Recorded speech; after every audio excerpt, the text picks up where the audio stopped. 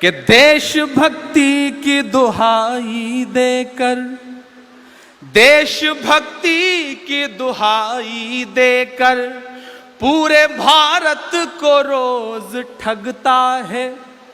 देशभक्ति की दुहाई देकर पूरे भारत को रोज ठगता है। अब तो मरना भी हो गया महंगा, अब तो मरना भी हो गया महंगा। अब कफन पर भी टैक्स लगता है, अब कफन पर भी टैक्स लगता है। कि उनकी चुप्पी के मायने हैं बहुत, उनकी चुप्पी के मायने हैं बहुत। वो लगा करके आग जाते हैं, उनकी चुप्पी के मायने हैं बहुत। वो लगा करके आग जाते हैं। मुल्क जलता है और अपने साहिब, मुल्क जलता है और अपने साहिब रोज परदेस भाग जाते हैं, रोज परदेस भाग जाते हैं। अब की बार किसानों की सरकार, न खाऊंगा न खाने दूंगा, पता नहीं क्या क्या। मैं 4 मिसरे पढ़ता हूं साहब। कि खुदकुशी कर रहा किसान मगर गोलियां खा रहा किसान मगर, उनको दौरों से कहां फुर्सत है। आजकल सोशल मीडिया पे एक पिक्चर बहुत वायरल हो रही है।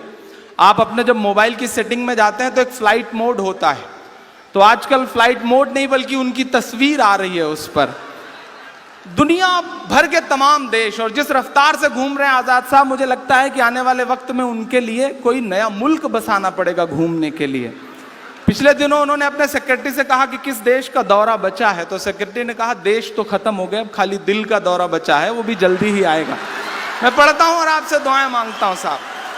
कि गोलियां खा रहे किसान मगर उनको दौरों से कहां फुर्सत है। जी तो कहता है चीख कर कह दो।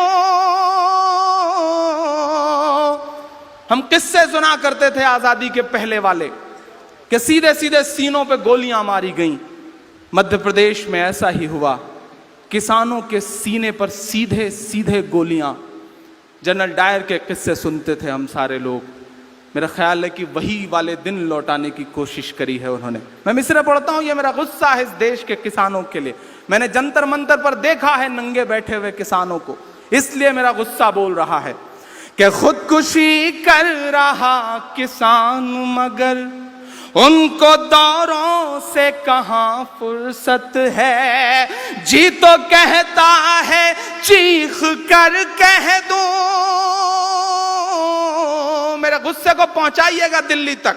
जी तो कहता है चीख कर कह दूं, ऐसी सरकार तुझ पे लानत है, ऐसी सरकार तुझ पे लानत है, ऐसी सरकार तुझ पे लानत है।